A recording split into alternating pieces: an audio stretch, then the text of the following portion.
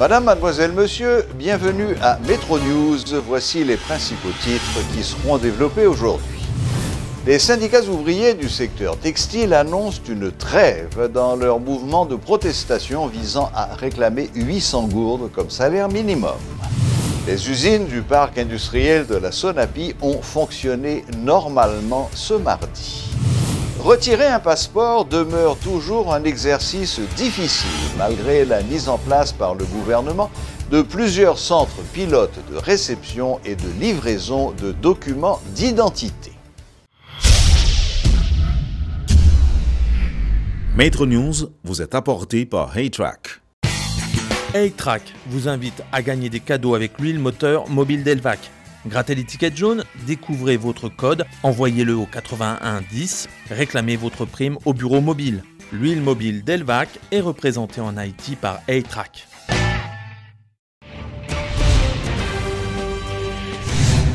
Le mouvement de protestation des syndicats du textile semble s'être affaibli ce lundi 31 juillet 2017. Les leaders du mouvement n'ont pu rassembler les ouvriers pour réaliser une manifestation de rue contre le salaire minimum. Les ouvriers sont restés dans les usines à la Sonapi, provoquant l'annulation de la manifestation. Un des leaders du mouvement, Pierre Télémaque, assure que les ouvriers ont été amadoués par les patrons qui ont utilisé une nouvelle stratégie. Plusieurs entreprises ont annoncé des primes ainsi que l'accès à des prêts pour les ouvriers qui sont présents régulièrement à leur poste au cours du mois d'août. Dénonçant cette stratégie, M. Télémaque a ajouté que les patrons ont eu recours à des intimidations menaçant de révoquer les ouvriers protestataires. Il attire également l'attention sur la présence de patrouilles de police devant les usines de la Sonapi et insiste sur le fait que, à son avis, ce ne sont pas les primes mais les pressions qui ont cassé la motivation des ouvriers. De plus, il révèle que plusieurs ouvriers protestataires ont été révoqués au cours de ces derniers jours. Finalement, il a annoncé une trêve dans leur mouvement.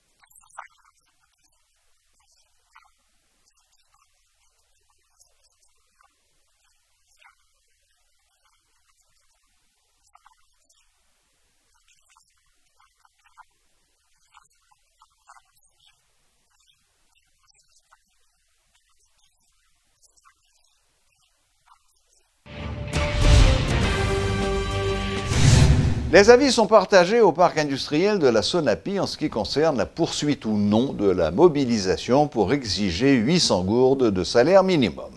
Certains ouvriers interrogés ce mardi ont clairement fait savoir qu'ils vont observer une pause dans leur mouvement, alors que d'autres continuent de rejeter les 350 gourdes fixées par le chef de l'État et se disent prêts à regagner les rues. Suivez ce reportage d'Éloge Millefort et d'Elsie Dieulassant. Pour un mardi qui devait marquer la deuxième journée de manifestation d'ouvriers pour contester les 350 gourdes fixées par l'exécutif, à la Société nationale des parcs industriels, les usines fonctionnaient à plein rendement.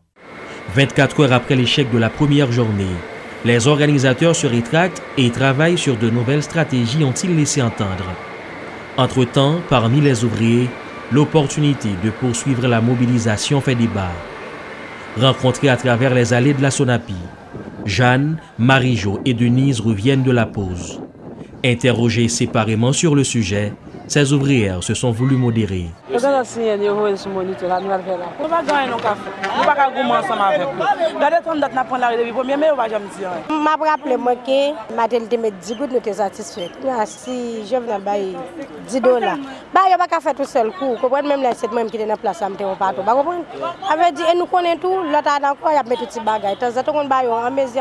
Mais parallèlement à cette catégorie de travailleurs, d'autres, au contraire, estiment nécessaire de maintenir allumé le flambeau de la mobilisation contre le barème de 350 gourdes nouvellement fixé par le chef de l'État. Ce montant est très loin des 800 gourdes exigées par les syndicats pour faire face aux effets de l'inflation qui dépassent désormais les 15%, argumente-t-il.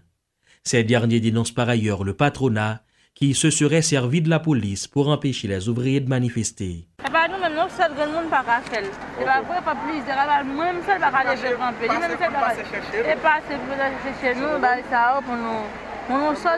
Depuis il faut la sécurité, il faut la police, parfois accompagner pour demander pour camion, la police camper devant. Mais si c'est pas ça, nous t'avons sorti.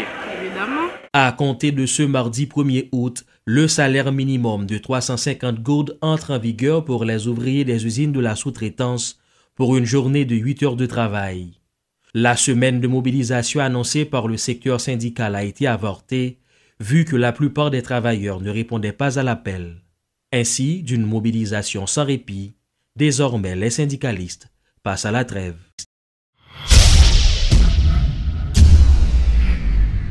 Des demandeurs de documents d'identité, cartes d'identification nationale et passeports, entre autres, ne sont pas totalement satisfaits des dispositions prises par les autorités dans le but de faciliter l'accès à ces pièces. Télémétropole a visité un des centres pilotes de réception et de livraison des documents d'identité, CRLDI, situé à Delma 31 et a rencontré certains demandeurs de passeports.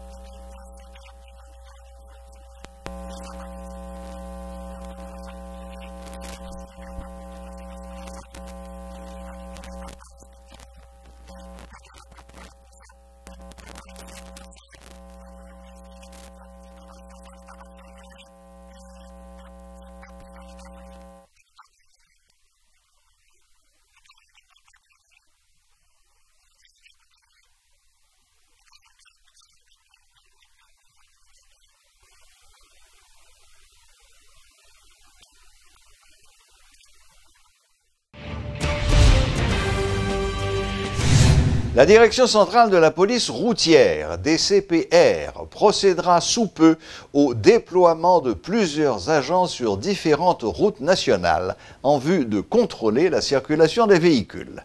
L'annonce en a été faite ce mardi par l'un des responsables du service de la circulation, Luders Polius, lors de sa participation à la rubrique Le Point de Télémétropole.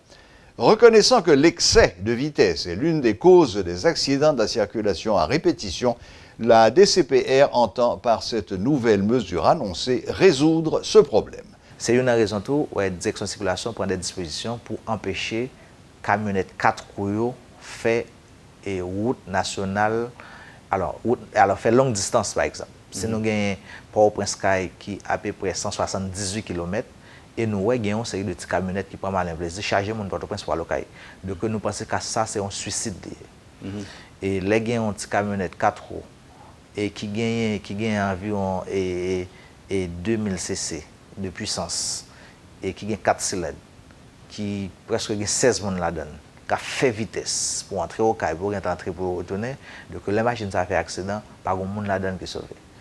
Donc nous comprenons que c'est une décision qui est forte et que nous avons un peu l'obstacle à la décision que le directeur apprend, mais il est obligé de prendre pour sauver la vie du monde. Donc, et gagner propriétaire machine qui plein en pile parce que ils estiment eux-mêmes ils étaient supposés faire l'argent de toute façon, mais nous-mêmes nous pas qu'à plaider compter catave sur route nationale. Les chauffeurs ça arrivé là, les double machine, c'est comme si ils pas pensé à rien encore que et rentrer vite pour charger pour retourner. Donc direction de circulation prend des mesures et des mesures strictes concernant véhicule ça qui fait vitesse parce qu'à chaque fois machine ça fait accident, malheureusement pas un grand monde qui sauvé. Donc nous pas qu'à continuer à quitter ça passer comme ça. OK, c'est à ce moment-là nous allons déployer radar autour non nous gagnons oui, toujours un radar donc en grande quantité et nous gagnons 6 radars. Nous avons doté 3 sur chaque route nationale. Alors, nous avons parti avec 2 routes nationales, nous estimons qui ont plus d'accidents dans le moment. C'est route nationale numéro 1 et route nationale numéro 2. Pour route nationale numéro 3, le fait que tellement il y a un pile monde dans la route nationale numéro 3, donc machine n'est pas jeune côté vrai pour faire trop vitesse. Voyez? Donc, côté machine jeune route et plein côté à courant pile nous supposé et fait tout ça capable pour mettre en système ça nous gagne un système de radar ça les fiable. Oui, les fiables et nous avons des policiers qui prennent formation que Haïti ou bien à l'étranger. Son appareil pour laser 3 qui a une capacité pour capter et distance machine à plus que 600 mètres. Et puis automatiquement fixer laser sur défense machine il va exactement à quelle vitesse et machine à voler et quelle distance les tout. Donc c'est extrêmement important pour nous continuer à utiliser les matériels qui va permettre de réduire et quantité et vitesse qu'a fait sur route nationale. Le syndicat du personnel administratif de l'Université d'État d'Haïti exprime son inquiétude face à la crise qui persiste à l'Université d'État d'Haïti. Le porte-parole de cette structure, Jean-Bernard Jean-Louis, a condamné la fermeture de 3 entités de l'UEH depuis des mois alors qu'une nouvelle année académique approche. Monsieur Jean-Louis recommande la mise en place d'une commission indépendante qui aura pour mission d'aider à résoudre ces problèmes. Nous-mêmes dans le personnel ENS, ça inquiète nous en pile. Nous écrivons dirigeants école normale, nous demandons au rectorat pour le chita pour être capable de questionner ça. Et en même temps, nous demandons pour une commission indépendante qui réfléchisse sur la crise universitaire pour résoudre le problème au cas par cas et qui pose base de réforme universitaire. Mais malheureusement, ni dirigeant école normale, ni dirigeant qui dans le conseil universitaire pour que j'aime chita pour comprendre que l'université aujourd'hui a faut qu'on réforme fait en dedans pour que lui fonctionne normalement parce que si nous regardons depuis 2009 pourquoi j'aime gagner une année pour pas gagner une ou bien 2 entités qui campent et travaillent par rapport à l'université qui pas qu'à journée aujourd'hui. Et qui répond sur ballon par rapport à ça? Jusqu'à présent pas gagner réponse, c'est parce que pas gagner réponse qui va nous penser que faut une commission indépendante qui vient poser problème. En même temps, on a toujours appelé les dirigeants, ce n'est pas mettre les étudiants au dehors qui a retiré les revendications. C'est les qui ont posé problème au résoudre qui a l'université a bien résoudre problème. Ce n'est pas mettre les étudiants dehors qui a posé problème. Voilà, la boucle est bouclée.